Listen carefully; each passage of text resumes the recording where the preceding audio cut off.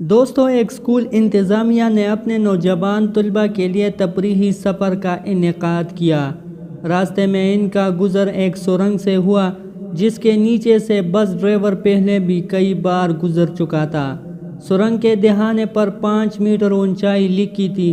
Driver نے بس کو نہیں روکا کیونکہ بس کی اونچائی بھی 5 میٹر تھی، لیکن اس بار بس سرنگ کی چھت سے رگڑ کر درمیان میں پھنس گئی، جس سے بچے ہوپ و ہراس میں مبتلا ہو گئے۔ بس ڈرائیور کہنے لگا، ہر سال میں بغیر کسی پریشانی کے سرنگ عبور کرتا ہوں، مگر اب کیا ہوا؟ ایک آدمی نے جواب دیا، سڑک پکی ہو گئی ہے، اس لیے سڑک کی سطح تھوڑی بلند ہو گئی ہے۔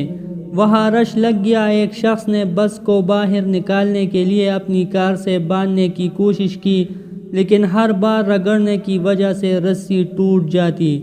کچھ نے بس کو کھینچنے کے لیے ایک مضبوط کرین لانے کا مشورہ دیا اور کچھ نے کود کر توڑنے کا مشورہ دیا۔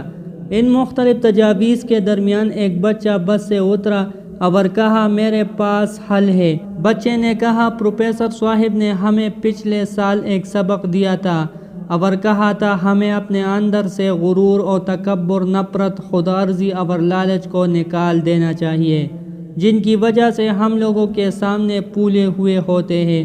اگر ہم ان الفاظ کو بس پر لگا دیں اور اس کے ٹائروں سے تھوڑی سی ہوا نکال دیں تو وہ سرنگ کی چھت سے نیچے اترنا شروع کر دے گی اور ہم بحفاظت گزر جائیں گے۔ بچے کے شاندار مشورے پر ہر کوئی حیران رہ گیا اور واقعی بس کے ٹائروں سے ہوا کا دباؤ کم کیا گیا تو بس سرنگ کی چھت کی سطح سے نیچے گزر گئی اور سب بحفاظت باہر نکل آئے۔ ہمارے مسائل ہم میں ہے، ہمارے دشمنوں کی طاقت میں نہیں۔ اس لیے اگر ہم اپنے اندر سے غرور اور باطل کی ہوا نکال دیں گے تو دنیا کی اس سرنگ میں سے ہمارا گزر بآسانی ہو جائے گا۔ بس اپنے اندر کی غرور و تکبر، انا اور خودغرضی کی ہوا نکال دے، معاشرہ اچھا ہو جائے گا۔